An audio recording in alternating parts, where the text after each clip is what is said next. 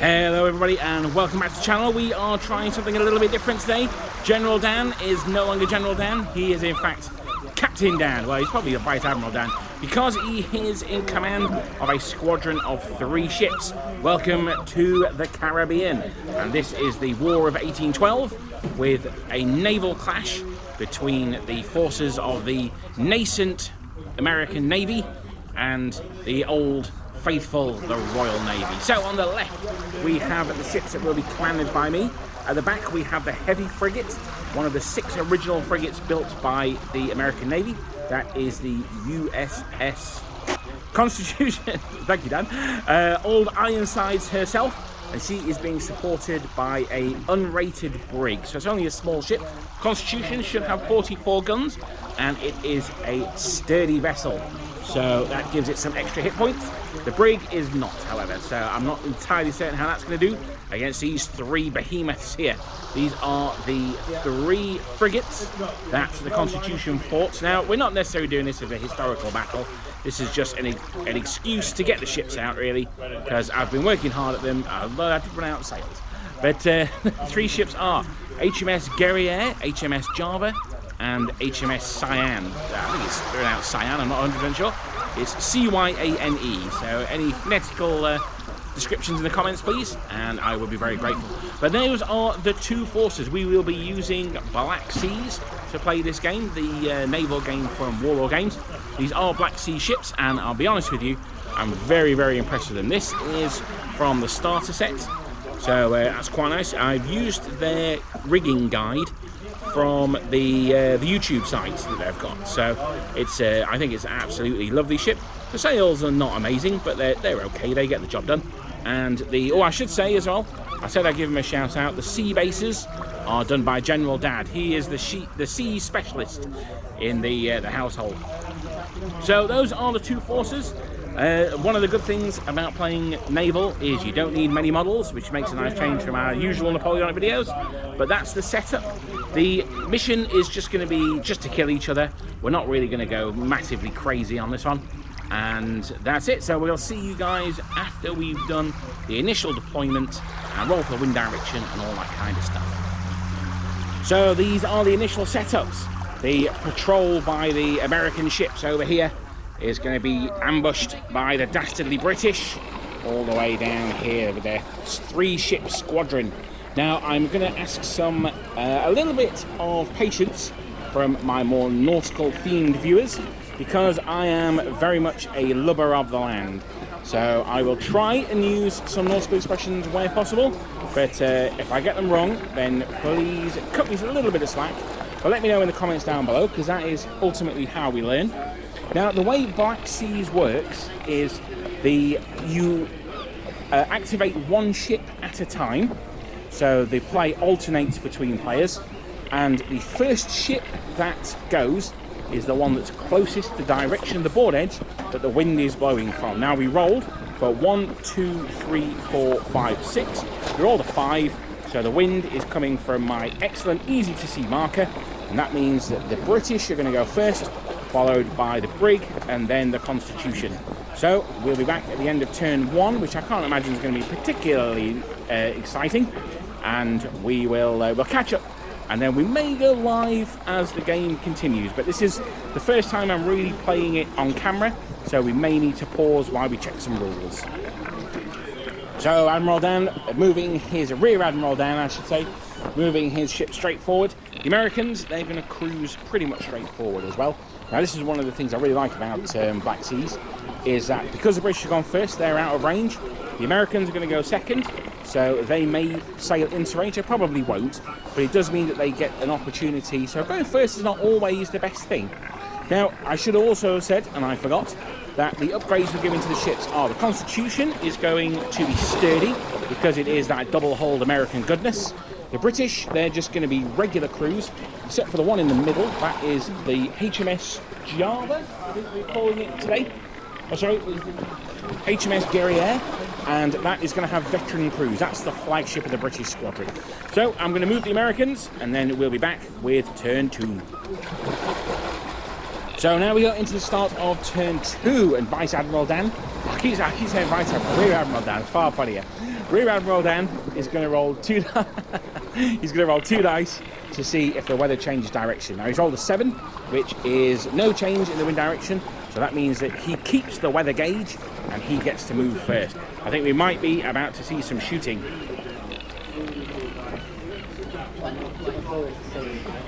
Okay, so, I should have mentioned, Dan started off at light sail, but seeing the superior seamanship of the Americans, quickly switched up to battle sail. So if no one said anything else, then all the ships are going to remain in battle sail, but they may go up and down as the fleets get closer. So Dan, your ship on the near side, that's going to have to move first, and that goes 4 inches, and then 4 inches again. It can move twice because it is at battle sail. It's not going to be able to fire from there. You could have turned it between moves to face me, but the arc for the 4 guns is pretty much straightforward. So now he's contemplating moving the flagship. That brig's looking a little bit tasty. I left him out there. Is he going to engage him? He's like a little rabbit waiting to bait the trap. So he moves cautious 4 inches. Remember, he can move twice because he is at battle sail.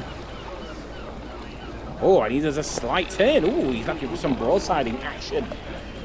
And now, oh, by me, I just dropped the camera. And now we're going to go for the 3rd ship. Which one's this one, Dan? Is this the Java or the other one? Okay, so now we're going for the Siren. And he's going to move that one. What's he going to do? Is he going to split apart? Or is he going to try and keep his squadron together? Let's see. Oh, he's going to turn. We're not bothering using the turning markers because it's only a slight one. It's not really worth it, to be honest. So that's him moving there. Now the Americans are going to continue their sailing straight forward. Oh, actually, no, we should measure the range from the Siren. He could be in range of there. The long guns at the front have a 20-inch range. I reckon he might be in range there. So he's out of arc, unfortunately. What about the other one, though? The rigged one? Just out, is he? Okay. So now it's the Americans' turn. So I'm just going to hopefully leave this here. Hopefully the camera's not going to collapse. It might do, though.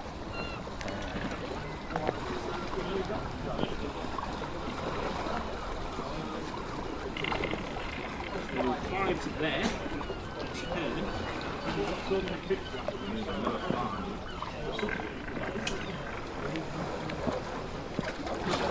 the brig, slightly nippier than the heavy frigates, is now going to be able to see if it can fire a broadside at Rear Admiral Dan's lead flagship. Let's see.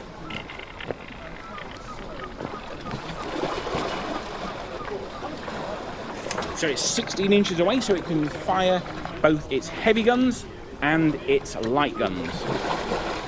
So it could have fired its light guns as well, but the brig doesn't actually have any light guns, so it's just got 2 heavy guns. I've just thought as well, I've not actually named my brig. Being a huge fan of well, actually, I won't give the film reference away. I'm going to call it the USS Huckleberry. Anyone who knows it's not Huckleberry Finn. Is from a film. So it's got 2 heavy guns. So we're going to use the black dice for the heavy guns. Now I need to roll a 5 or less. At 1, it scores a critical hit. So let's see how we get on. I'm going to roll the dice here. I forgot to bring a dice rolling box this time.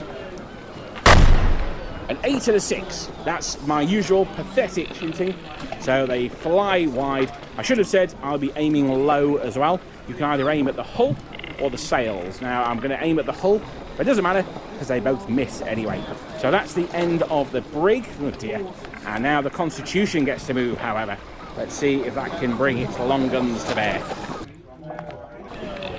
So with the pathetic performance of the USS Huckleberry, he will not be my Huckleberry, then the Constitution moved up behind it, and they're using it as a little bit of a shield, because the weather gauge, of course, is going to mean that the British get to go first, and now we're in firing range, it's a little bit scary. So, holding the weather gauge, if Rear Admiral Dan would like to roll 2 dice, let's see if the wind changes direction. A 3, ooh. Let's see what that does. So a 3 is indeed a wind change, and it moves 1 step clockwise.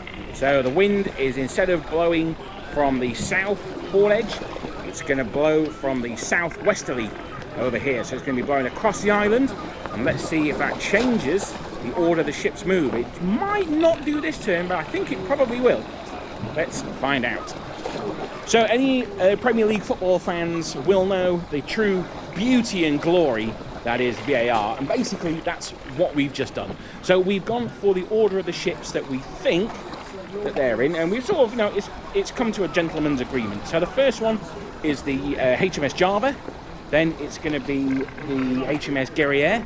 Now, because of the length of the ship, the next one's going to be the Constitution, then the Huckleberry, and then finally HMS Java. So it's not looking too bad. The American captain on the Constitution, he has a cunning plan up his sleeve. Let's see how it goes, though, because Dan gets to move first. What's he going to do with HMS Java? So still at battle sails, the Java moves and pivots towards the Americans. Ooh, he's obviously wanting to get behind for some raking fire. Okay, he's going to pivot again. Yep. Well, he's going to go back and he's going to go broadside on to the Huckleberry. I have to say, though, he might find himself in trouble because he's just sailed in front of his next ship.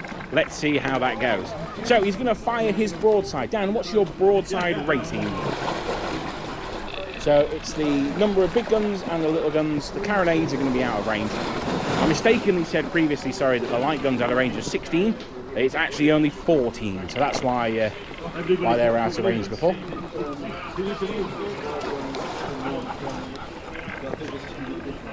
Okay, we'll measure the range. You never know, the light guns might be in.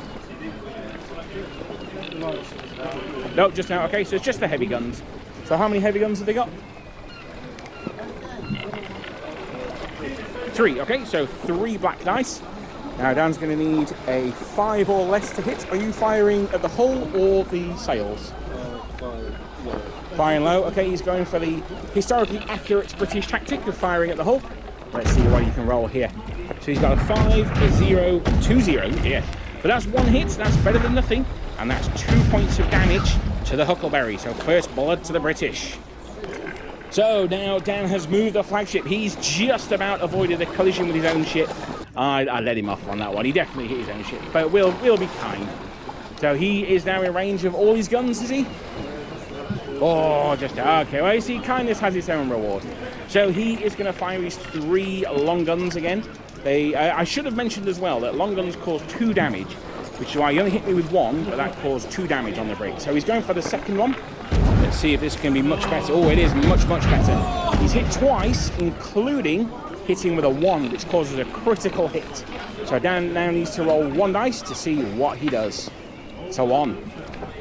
Yeah, so a 1 is a great hit. That hits the quarterdeck, which is the ship's nerve centre, where command and control orders are given to the vessel and morale is maintained. Place a quarterdeck hit token next to the ship. I'll mark it on my card and remove it at the end of the next activation. No change of direction or level of sail change can be made until the next activation without passing a skill test. If failed, the ship continues to move straight ahead at current level of sail, and the shooting suffers a penalty of -1 to hit. So maybe not the worst thing in the world at the moment, but he has taken another 4 hits, and he's only got started off with 20, so he's taking quite a bit of heavy fire here. I've just realised that I'm not even on the picture, so there we are. He's taking quite a bit of heavy fire. So after those British bullies have been firing at the brig, it's now the turn of the glorious USS Constitution to sail from behind her, where she wasn't hiding in any way, and unleash her broadside. So let me scoot around the other edge of the table.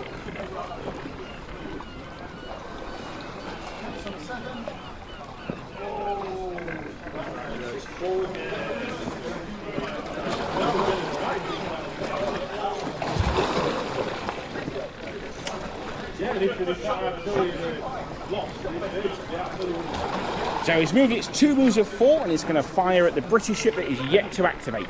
It's going to fire low. Adjust the camera here. It's going to fire at the hull, and it's going to fire 3 dice, similarly to the British frigates. So let's see how that goes. 2 1s here would be lovely. Well, I mean, even a hit would be nice. But I gave 1 hit, so there's 1-5 there, which causes 2 points of damage on the British third rater, but it doesn't cause any criticals. So Dan changes. Oh yes, sorry, it is. Oh, sorry, yeah. No, I'm cheating. Yeah. So the brig goes next, and that's going to do pretty much similar to the Constitution. It's going to move forward, and it's going to try and shield it again from the fire from the British. It's actually going to drop to light sails. So it's only going to make one move of 5 inches.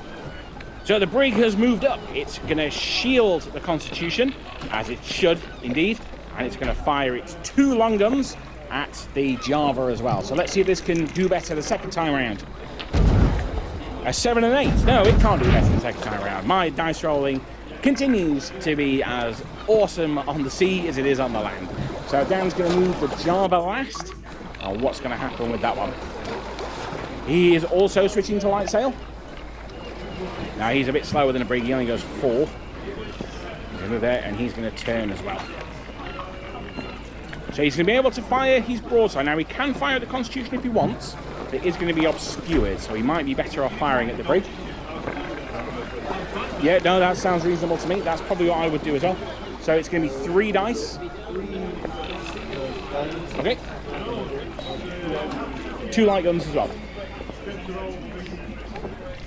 So the heavy guns are the black dice. The red dice are going to be his light guns. He's going to need a 5 or less to hit me. 1s are better. Zoom in there. Okay, no, just 1 hit. Ooh, ooh. And that's from a light gun as well. So the Huckleberry got off pretty well there. Oh, I think the captain can breathe a sigh of relief. Well, he could do if his quarterdeck hadn't been hit. Oh, actually, no. So that means that I cheated. I forgot about the quarterdeck being hit. So I'm going to have to move the Huckleberry another 5 inches because I couldn't change sail, could I? So that's me cheating right there. Actually, General Dan just reminded me, I could have tried to take a skill check, which I did, and I actually rolled a 5. So for a regular crew, a 5 or 6 is the skill check needed. So I managed to lower the sail and just go down to light sails. So that is the end of that turn. Once again, Dan held the weather gauge, so he is going to roll to see if the weather changes. Let's see, another change of wind direction should be nice. A 6. I don't think that's going to be anything.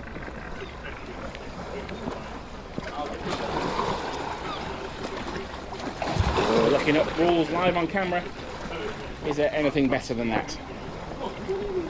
I will say though, one thing about these rules is they're actually pretty easy to find the various parts of, he says. Where are we? So rolling a 6 is no change, yep, so that's fine. 4 to 10 is no change.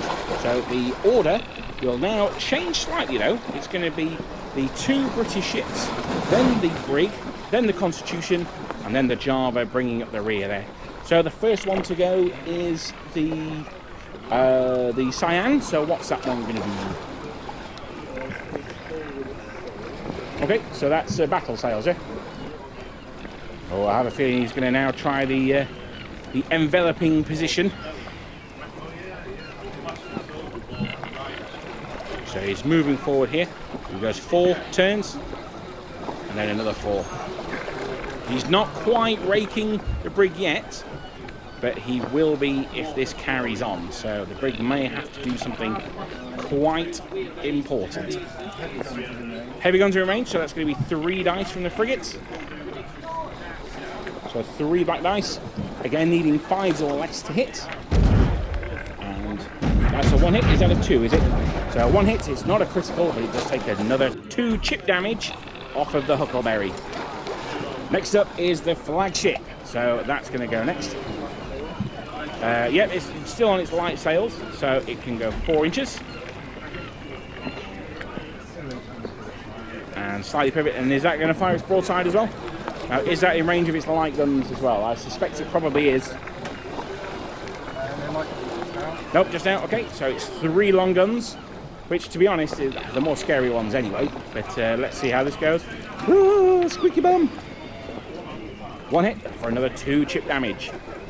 The Huckleberry now at 50% of its damage, so it's going to have to be careful going on in future. So I've slightly moved the camera angle, and the Huckleberry is sailing concerningly close to that island. I should be able to just miss it though. It is able to fire its broadside at the Java, so let's see if it can actually finally hit something. It rolls its 2d10. And he gets a 2 and a 3 for 2 hits. So finally causing some damage on the British. And that's going to be quite tasty. I'm quite pleased with that. So I'm just going to inform General Dan, he's off looking at another game, that his ship has just taken 4 damage. So with those 2 hits, it's now the Constitution's turn to move. And I am actually going to reduce sail on the Constitution. So it's going to go to light sails. It's going to move 4 inches. And then it's going to open up its broadside at the already damaged British ship.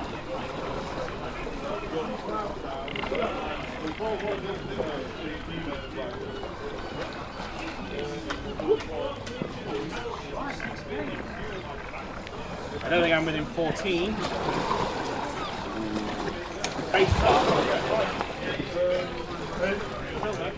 So we're measuring ship to ship, not base to base. The bases are within 14, but the ships are not. So I'm going to roll 3 broadside dice. Let's see how this one goes. 2 hits, but no criticals. So that will be another 4 points of damage. So again, they're chipping away, and that's very much the theme of Black Sails. It's about chipping away damage at the enemy. It's very rare that you get those 1-hit kills. In fact, it's actually pretty impossible. Okay, so the Java drops her anchors, and that means that she can turn. Now, I think there is a rule, perhaps it's in the advanced rules, where you have to turn away from the wind, but we're not going to worry about that today. We're not using the advanced rules. So he's going to drop the anchors, and he's going to be able to effectively turn on the spot. He was already at light sails, so he can do this without penalty. And he's going to go to turn to face the brig. Ooh. So he's going to fire his guns. I suspect he might be in range for his short guns as well. He certainly is. So this is going to be a horrible, horrible fusillade from the Java. So don't forget the 2 red dice as well. So this is going to be 5s or less. Ugh, that is horrible. So that's 2 hits with the heavy guns, 1 with the light guns. So that's 5 damage. He's also rolled a 1. So that means that he has caused a critical hit. So he's going to roll a d6. What is a critical hit? A 5. Now we had this earlier on, and I'm trying to remember what it is now. Oh, it's an extra d3 points of hull damage.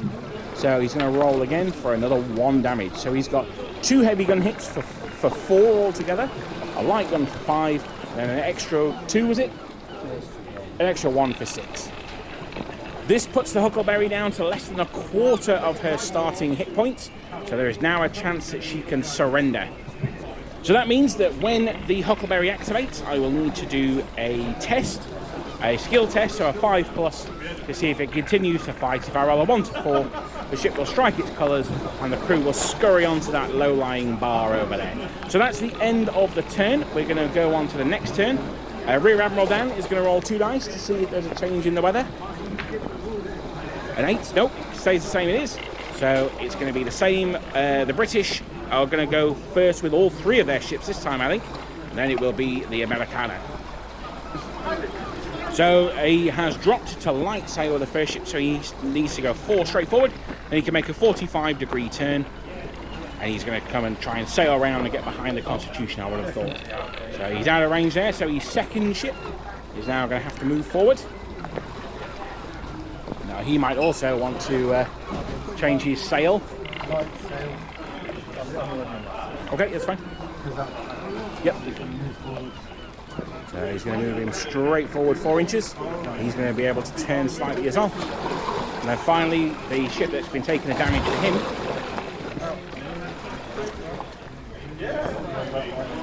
Yep. Now he's currently anchored. If you want to, yeah.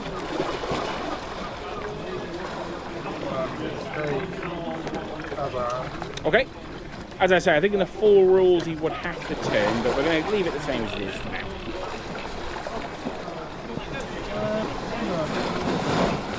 Okay, he's not actually. He's going to set sail. He's going to set light sail, raise the anchors, all that good stuff. And he's going to move forward 4 inches. I think he's going to try and get in range of his light guns to hit the Constitution. And he probably will, to be honest. Yep. So he's going to roll his 3 black dice and his 2 red dice. Let's see how this goes. This is the first time the Constitution's taken hits. Oh, Ironsides herself. There's a 1 on the light guns, and so that's 2 hits, one of which is a critical. So roll your dice then for a 2. So he's hit the quarterdeck. Oh, that's a big old hit, that one. And it means that the Constitution is going to be very limited to what it can do this turn. So old Ironsides takes a hit on the quarterdeck from the first volley. That's bad news indeed. So I think she might get a armor save in the full rules, but we're not worrying about that today. So she is now going to have to sail straight forward. She's already at battle sail. I could try a skill test. In fact, I won't try a skill test though. So I'm just going to sail around the back of the island and see where that brings us. So I'm just going to move her around.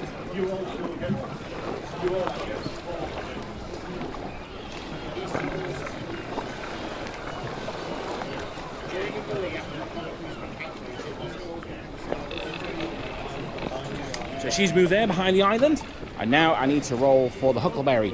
On a 1 to 4, she strikes her colours and surrenders. On a 5 or 6, she can operate as normal. She will be at half her gunnage though. It's a 3, so she surrenders. She stays where she is, however. She doesn't just get removed from the table, and that could be an obstacle for, well, either side really. But that's the end of the turn, so we are going to clear any markers, and we're going to take it from there. Okay, so Dan's going to roll again to see if we have any change in the weather. A 9, so nope, the weather aspect stays as it is. So it's going to be all 3 British ships first, and then the Constitution. Now he's currently side on to the wind with his first ship there, so he actually gets an extra 2 inches onto his first move, which unfortunately he can't decide not to use, so he doesn't have to use it. So he's going to go 6 inches straight forward. No, that's fair enough. Yep. Yeah, it's just the first one. Well, it's as long as the wind is to your flank. So to his flank. Look at me, a landlubber. I told you I was a landlubber. As long as the wind is to his starboard side. No, port side. Port left. There you go. To his port side. So he's going to raise the sail to battle, did you say? So he goes 6 inches and then can turn. Then he'll go another 4 inches straight forward. So he's getting very close to the edge of the world there. I think he might sail off into the land where the sun sets at night. So now we are going to the Guerriere. The HMS Guerriere, not Le Guerriere. It's already been captured by the British.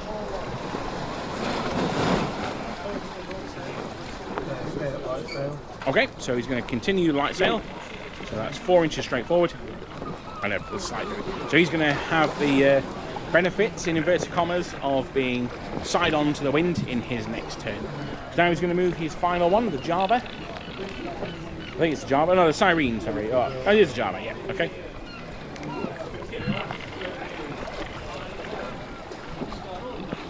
I should say we've got a couple of other Napoleonic things going on tonight by the looks of it. Or was it just one? No, just one.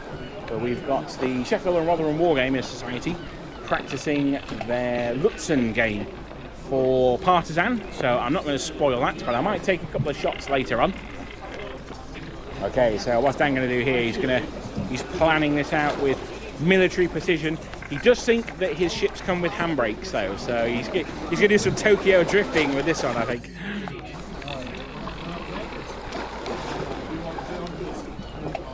So this was really the tactic that I was hoping for, was to sail past the British, open fire whilst covering the Constitution with the brig, and then, you know, getting around and maybe crippling one of the ships before my brig went down. Now that hasn't worked, but the plan sort of has. Dan looks like he's thinking of setting full sail. If he does, he is going to be a minus to hit me. I'm just reminding him of that. Oh, he's going to stay at anchor. Okay. Okay, yep. So sorry, yeah, he's going to drop back down to anchor. 45 degrees. Yeah, that's fine. So I think he's going to be firing at the Constitution. He's going to be fishing for 3s. He's going to be a -2 to hit the Constitution if he does. But, you know. Okay.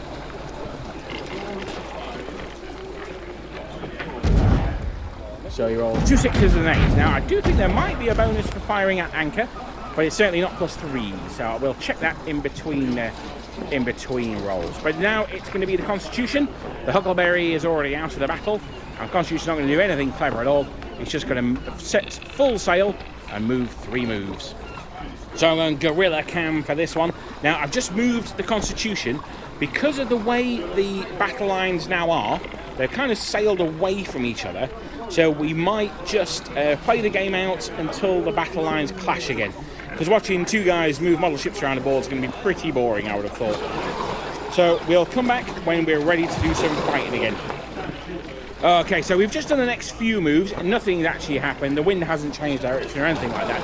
The Constitution has sailed around the island and is now in range of the Java for a broadside. The 2 British ships are a little bit out of position over here, but they've got the wind to the behind their sails. They're going to be able to start moving forward next turn.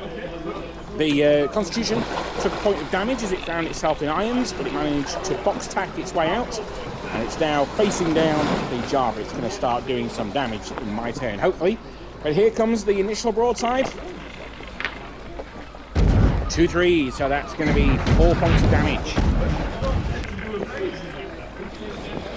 Now, it must be said that the Constitution has an insane amount of hit points, so I'm not too concerned yet. I'm less than an 1/8 of the way through my hit points, so we're not looking too bad. The Constitution's now going to move. It is set a battle sail, so it's going to move 4, turn, and then another 4.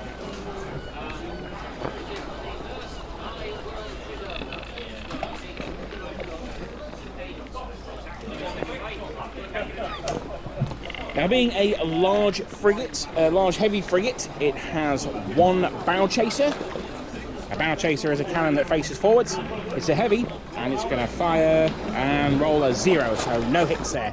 But that's okay. We're making our intentions known, I think.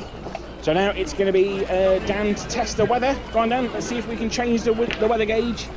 A 5. It stays where it is. So we move on to the British ships over here on the left-hand side of the screen. So Dan moves the British ships around. They've gone to light sail. They're going to start trying to get involved, I think.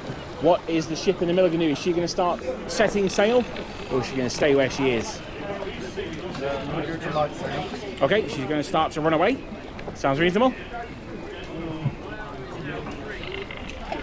He's going to do a slight turn. Then he's going to fire. Now, I reckon his light guns are going to be in range here. The carronades, not quite in range. The carronades are massive cannons, 36-pounders, and they can cause some significant damage. But luckily, they're just out of range. So let's see how this goes. That's 1-5 and 1-4. 2 heavy guns hit home, causing 4 more points of damage on the Constitution. So the Constitution has now got herself into a position where she can cause quite a bit of damage. Let's see if it works. So I'm staying at battle sail, and I'm going to get the crew on deck. They're drawing cutlasses, they're checking their pistols, blunderbusses and belaying pins being made ready for action, because we are about to see some boarding action goodness. So this is the key part of the battlefield now. The Constitution and the Java right next to each other. First things first, I'm just gonna open up my starboard side broadside at the enemy ship. So that's going to be, at this range, I'm going to have 3 dice from the long guns, 2 dice from the light guns, and 2 dice from the carronades. So I'm going to start off with the long guns and the light guns. Let's see how this goes. Now, I am at point blank range, so I need a 6 or less to hit here. That's okay, I think. That's 1 hit, but it is a critical. What does it do? It's a 2, so it destroys the quarterdeck. Oh, I don't know if that affects boarding actions or not. It might do. I do have my carronades as well, so let's roll for those. I've got 2 of those. And they both hit. Now, they cause significant damage, which I'm just going to quickly check in the rulebook. Each carronade causes 3 points of damage, so that is now 6 damage. Because the ship is within 3 inches of the enemy ship, I can now attempt to grapple. This is a skill test. My crew are only regular. They should probably be veteran, to be honest, but they are only regular. So it's going to be a 5 or 6 to successfully grapple the enemy ship. Let's see. It's a 6! Ah, fight the ship, because we are about to have a boarding action. So with the grapple successful, the ships now move into base contact with them turning as little as possible, and then the fighting will commence. So move the ships into here. Now that's not necessarily great for the Constitution. She is now in irons, but let's worry about that later, because you've got more important things to worry about at the moment, which is some very angry Englishmen trying to stop us from capturing their ship. So it's D10s. Now, I'm not really sure how this works, because the rule states that you divide the remaining number of hit points by 10, rounding up, and that's the number of attacks that you can make. Now, because I'm a sturdy American ship, I've got an extra bonus to my number of hit points, which I'm not sure if that counts or not. We're going to say today it does, because I am outnumbered by the British, but that may be wrong. If it is, please let me know in the comments down below. But I'm going to roll 7 dice. I've only got 6 D10s with me, so I'm going to have to re-roll one of these.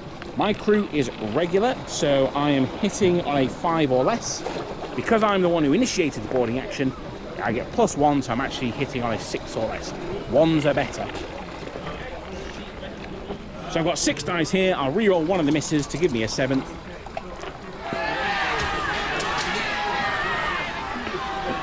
Well, that was absolutely shocking. I've done 2 hits there, including my... 3 hits, including the 7th dice there. I've got a 2, a 4, and a 6, so I've my +1 coming in handy there. So that causes 6 hits to the enemy ship, each the damage point causing 2, the same as you do with a long gun. So Rear Admiral Dan, he's going to roll his 5 dice in return, and he is going to hit me on 5s or lower. 1s are better. Let's see how he does. Oh, that was very nearly a 1, but it went back to a 6. So he's got 2 hits on the Constitution, causing 4 damage. Despite the Americans winning that boarding action, they haven't managed to reduce the British to less than half of their starting value, so the fighting will continue. Hopefully, the Constitution will be able to destroy the British ship in its next turn, push itself free, and then be able to engage the other 2 ships before they get into action. Let's see how it goes, though. So that was a crucial turn. Let's see if the weather gauge changes. I'm going to roll for it this time, because I'm feeling left out. A 4 and a 5, so nope, no change there. So the 2 British ships that are still marauding. Okay, that's fine then. Yeah. Okay, nope, that's fine. But it's the 2 marauding British ships that get to go first. I'm going to angle the camera down, because if I move it up, you'll get a nice shot of Dan's crotch. I don't think it really matters which one goes first, to be honest, Dan. Probably the one without the sails on, but I don't think it really matters. So he's going to stay in light sail, so he's only going to move 4 inches, straight forward. He might be moving towards the Huckleberry to capture her as a prize, maybe. Who knows? I'll expect to see a brig that's been repainted in our next game. If you've enjoyed this naval game, it's something a little bit different. It's a little bit slower than our normal hectic Napoleonic infantry game. I'm certainly a lot less sweaty than I normally am when playing those games. That's a horrific view behind the camera. But as it is, we are going to go... Dan's moved these 2 ships down. We're going to go into the boarding action. We're going to fight another grappling action. Oh, General Dan firing on his own ship here. Sorry, Rear Admiral Dan firing on his own ship. What an absolute blackguard. So, let's see how he does. Oh, that would be a critical damage. But when firing at 2 grappled ships, it doesn't actually cause critical damage. That's going to be 2 damage points on each ship. Okay, so now we get to the boarding action. Because I won the last one, I get to go first. I don't get the bonus this turn though, so I'm only hitting on 5s. I do still have 7 attacks though, so I'll be re-rolling one of these 6 dice. Let's see how it goes. That's much better this time. Oh, much better. So that's 5 hits, so that's going to be 10 damage. One of those is a critical for another 2 damage. So 12 damage altogether. That's a pretty good roll from the Americans there. They're obviously getting pretty angry. So now it's the British to attack back. Now they only get 3 dice back because of the damage caused by the Americans. We've had a little quick look at the rules, and I think Rear Admiral Dan is correct. I think you do the full attacks because they're simultaneous. If Dan then tries to counterboard or repel boarders, then it would be his now reduced crew. So that's fair enough. And so he's going to attack me back with 4 attacks. He also needs 5s. He's got 2 zeros and 2 8s, so no hits there. Now he is below half strength now, so he's going to have to test to see if he surrenders. It's a skill test, and he's a 5 or a 6. Oh, he's a cheeky monkey, and he rolls a 5. So it's now the grappled ship's turn to move. It can try and disengage, or it can fight another boarding action. We're going to take a couple of minutes while Dan decides what he wants to do. Let's just move the camera over a little bit so we've got all the ships on screen. So General Dan is going to fight the ship. He's going to fight back against the Constitution. Now, there's a little bit of rules we're unsure about here. In order to disengage, the British needed to roll a 5 or a 6 because they are experienced crew. But it says in the rules, if you are less than half your ship points, you add 2 to the skill test. Does that mean that you add 2 to your dice roll, or does it mean that you add 2 to the number you need to get? So you need to get a 7, which obviously you can't do, or would you need to get a 3+? We honestly don't know, so Dan's made the honourable decision to carry on fighting. So he's going to have his 3 dice, he's going to roll. What damage is he going to do with these? He gets 1 hit, causing 2 damage on the Constitution. The Constitution fights back with its 7 dice.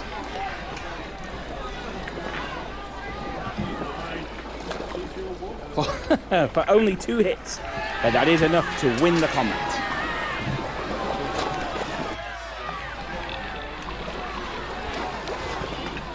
Which now, the British ship being less than half, it needs to do a skill test, or it will strike her colours.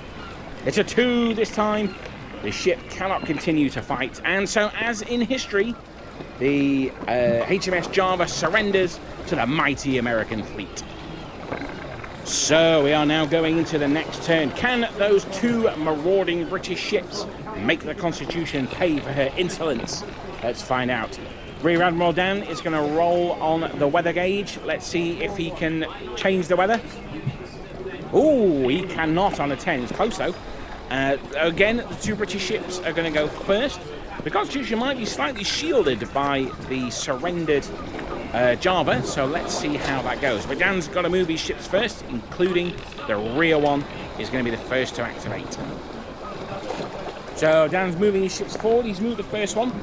He's getting around to when the Constitution sails out from behind the now surrendered Java.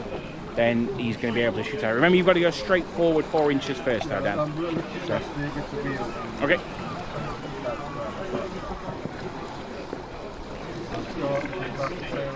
Okie dokie.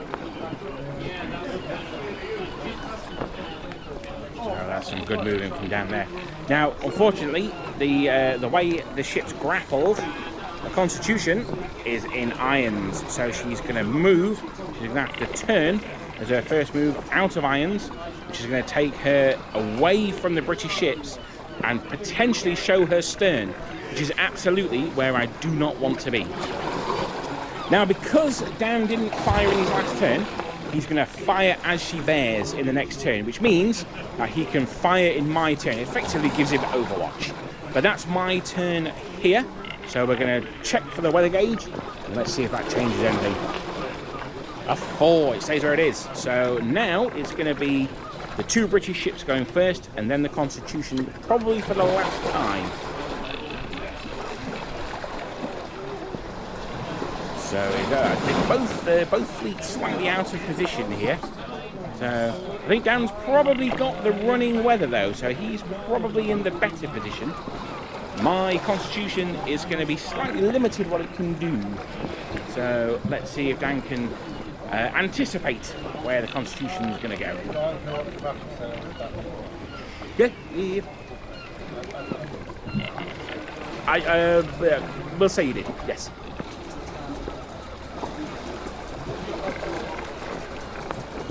So the first one to move is the rearward one. So unfortunately, he's not going to be able to fire this turn, but he is going to be able to start moving him around. Okay. So he's only going to move the once, and then he's going to make a turn at the end of the move. Well, there is that, yeah. So But the British flagship now, the HMS Guerriere, is going to move 4 inches straight forward for a cheeky turn. There you go. Now, we did say that she could fire as she bears, so she can fire before she moves. So I think your light guns were probably in range as well, I would have thought. So we're going to roll 3 black D10s and 2 red ones. He's going to need 5s or less to hit. Ooh, 2. They're only light guns, so it's not the end of the world, but they are both critical hits, which is very upsetting. So I roll 2 dice down. Let's see what your critical hits do.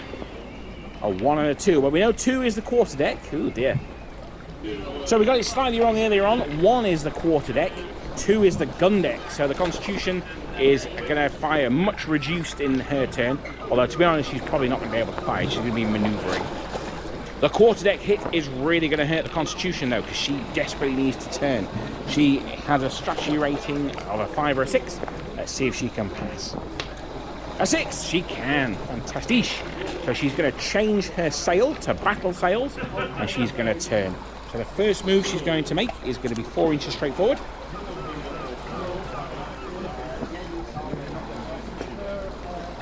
Turn, and then 4 inches.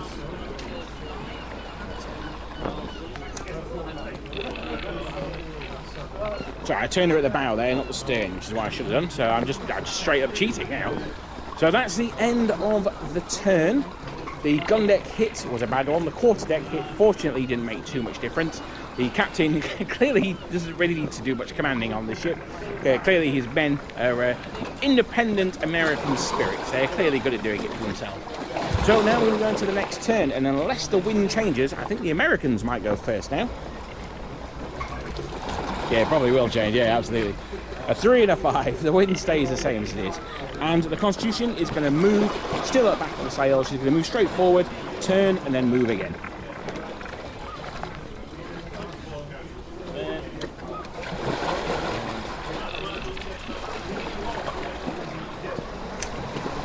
So she's now running free, the wind behind her, and it's now the turn of the 2 British frigates up there to move. I have a feeling that they're going to start moving between those 2 ships and then start coming towards the Constitution. If they have the wind to their starboard side, then they're going to get the extra movement as well. They're going to be able to hunt down the Constitution quite quickly. Okay, I'm going to go guerrilla style for this one. It's going to stay at light sail. Move forward. We'll do a slight turn with the other one. Is, I assume, going to move to that gap there where she's going to be able to meet the Constitution. Yep, okay. That's fine. Remember, she moves from the back of the base as well, so that's going to help you here, I think. There we go, down moving the model by the running rigging, also threatening a beating. Although I've said that, he's got my Dark Angel army in his car, so I'd better not say too much. So there we go. Measure the range down. Let's see if you can do a bit of shooty shoot. Yeah, just in. So he's going to fire his 3 long guns at the Constitution. Because let's face it, that's what we're here for. We're here for the killing. A 7, a 5, and a 5. So 2 hits there. Getting 4 cheeky hits on the Constitution. Okay, so now I think we are approaching the end game of the battle. The Constitution is down to just over half its hit points. So it's going to carry on fighting. We're not going to end it here. But I think it's going to be looking at making its getaway soon. Now let's see if the wind gauge changes. I want to use Dan's dice so I can curse them with my dice rolling skills. It certainly does. The wind moves clockwise once again. So it's now going to be blowing from the west. And so it's going to be a westerly wind, which is going to mean that the 2 British ships go first. So with the wind now blowing from here, you can see that it is the Signee that goes first, which is going to be a bit of a problem. Oh no, it's fine. So I thought the Java was going to have to sail into the other ship. I forgot it had surrendered. Just rub it in a little bit there. Okie dokie. Okay.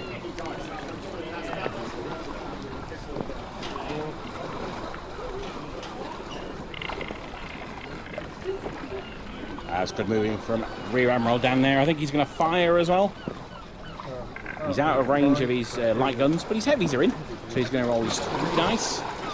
You could do with 2, I mean, well, you could obviously do with 3 hits here, but 2 would be pretty good for him. He does indeed get 2 hits, no critical this time though, so that's a nice change.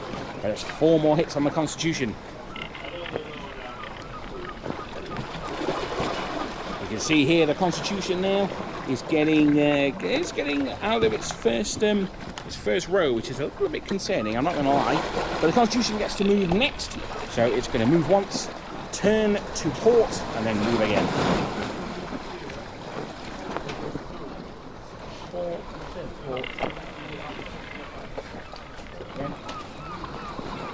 And she's going to fire back. Now her... Oh, sorry, just absolutely cheating there. Now her light guns will be in range as well, they certainly are. So it fires 3 guns this time. It cleared its gun decks, oh, thank you, and 2 light guns. No carronades though, unfortunately they're out of range. But it gets 1 hit from a light gun. That's pretty embarrassing. On the flagship, yeah. Oh, now I should have said in the last year, one thing that we've not been doing is using the national special rules in this game. The Brits actually get better gunnery than the Americans do. The Americans get some better morale bonuses, I think. But we're just keeping it simple because it's the first time that we've played this. So now we go to the next turn. It is the weather gauge. Dan, is the wind going to change direction? No, with an 8, it carries on blowing from the west. So it's going to be the British to go first and second. This could be a very upsetting turn for the Americans, as Dan begins to move his ships into position. He's thinking about it. Well, he's risking it for a biscuit. Okay. He's going to move twice with his rearmost ship. I think he's got plenty of space. I don't know what he's whinging about. Yep. Yep, sounds good to me. Another 4. Now, he does have a bow chaser, so he can fire that if he wants to. I'm sure he will do. Yeah, that's fine. So 1 shot from the bow chaser. See if he can take out the captain. Oh, he can't, but he gets 2 more points of damage. Dan really appreciating that this game is very much about chipping away at the enemy damaged ships here. It's not about that one salvo that blows them up. That's what I keep looking for. It's about just chipping away constant firepower and just wearing the enemy down. So he's going to fire his second ship down, his flagship.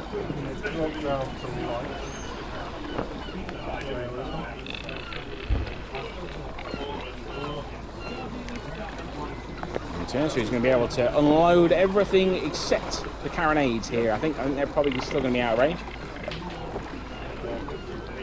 Oh, thank you very much, Dan. He knows me too well.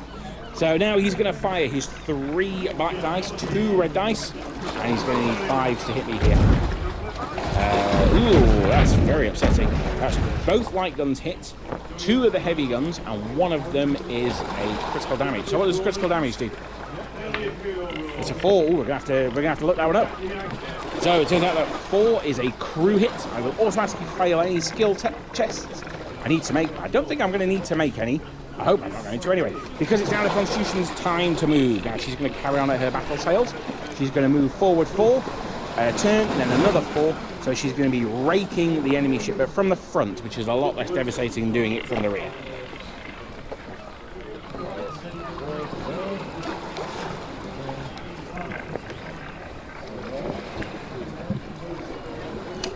Now it's moved close in. The carronades are going to be in range here.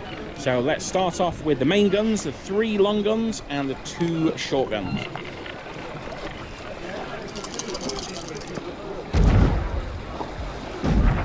Just 2 hits there from the long guns, so that's 4 damage. And now I'm going to go for the carronades. These are the big ones. These cause 3 damage per hit, so I really want these to go off. A 9 and a 7, they both miss horrendously. So no more damage, and the which one's that one? The Guerriere, isn't it? Yep. So she's taking some damage, but nothing too damaging at the too catastrophic, I should say, at the moment. So we're going to roll for the wind. Let's see if there's a change in direction. Ooh, a double 1. The sea becomes becalmed. That means that the wind stays where it is, but everyone -2 from each of their moves. I'm going to be honest, that's not great for the Americans. Yeah, it will be this time, yeah. So you might want to go up to full sails, or you might just want to hootle about. It means that if I shoot you in your sails, which I will do, well, I probably won't shoot at that one, but if I were to, I would do extra damage.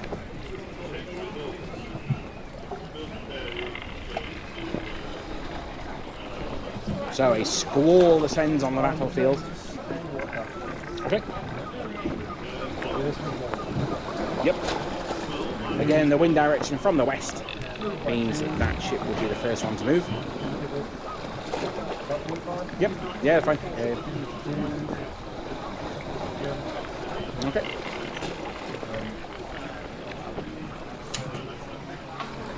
Is you going to open up there, are you? Yep. I would suggest, with the angle, that probably one of his heavy guns is not going to be able to fire, like the back third of them. But no, but both of your light guns can fire. That's fine. Yeah. So it's going to be 5s to hit here. For 2 hits, both 5. So 1 heavy, 1 light gun. So 3 damage on the Constitution. Oh, she's getting to halfway. I think she's going to be halfway after the next ship moves and unloads. Now, luckily, she's only going to be able to move. She's only going to have to move 2 inches, which means that she's not going to sail past the Constitution, which is not necessarily terrible for her. Okay.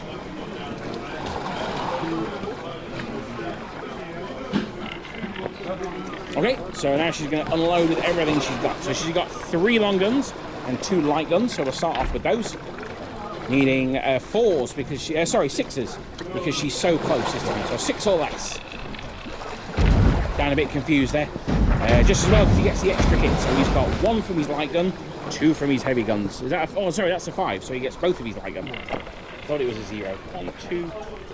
That's the light guns. 1, 2, 1, 2. That dice is actually older than me. Those are my dad's original dice. That one, you can see how all the corners have been rubbed off.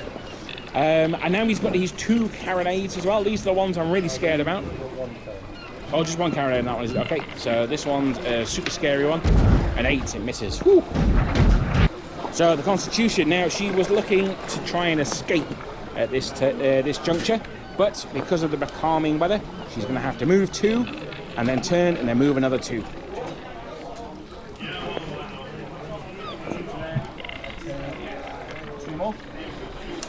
She's going to unload with everything she's got. So we're going to start off with the longs and the lights. Oh, ooh. 2 hits with the heavies and 1 from the lights, so 5 damage so far. And then the 2 carronades. That's 2 hits, 2 6s. Oh, I'm lucky I was at point blank range for another 6 damage. Okay, so we'll roll for the weather gauge. Does that do anything? No, well, the wind picks up again, so at least the British can move. So that's probably not very good for the Constitution. She is looking ready for a raking. It's up to you.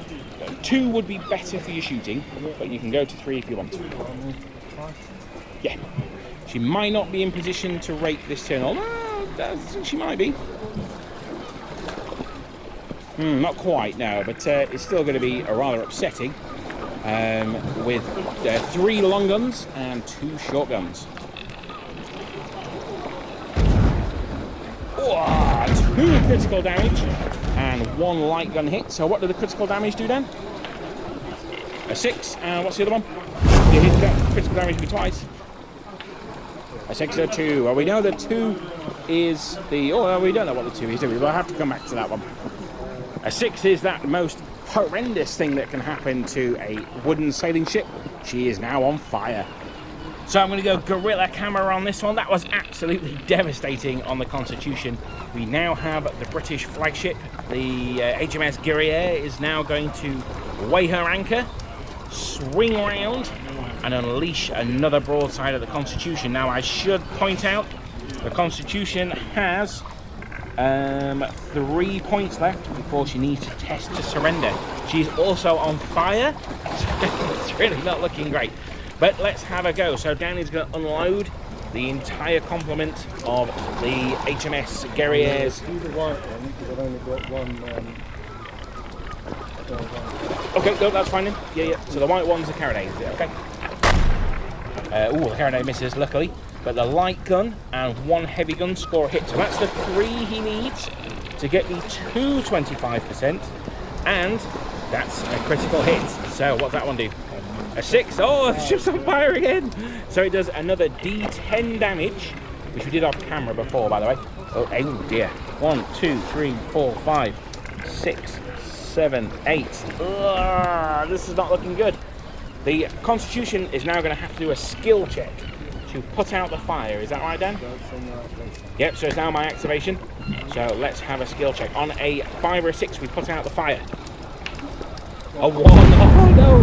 On a 1, the fire has spread to the ammunition magazine, and the citizens of, I don't know, some New England town somewhere, looking out over the horizon. Go on, Dan.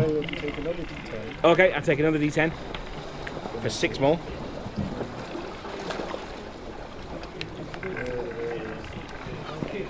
You can't see him on camera. He's got a ridiculous grin on his face.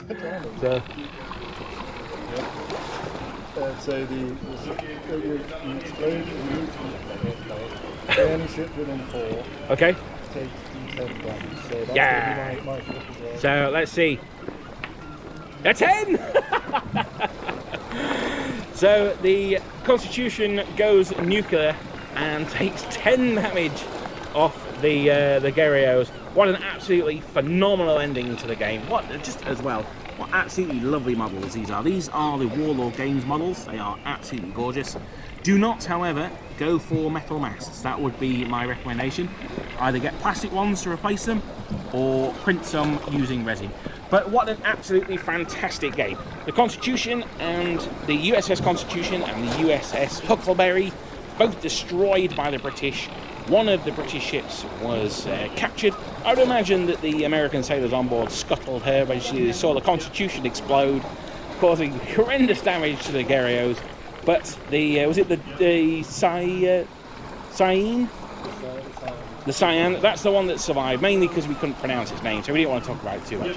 But what an absolutely phenomenal game. I hope you enjoyed it as much as I did. Something a little bit different, and I have to say, if you've not tried Black Seas, then give it a go, because I mean, what an absolutely phenomenal game, what an ending. The USS Constitution exploding as the fire reached the magazine, causing the eastern seaboard to light up as parts of the Constitution rain down on the British ship.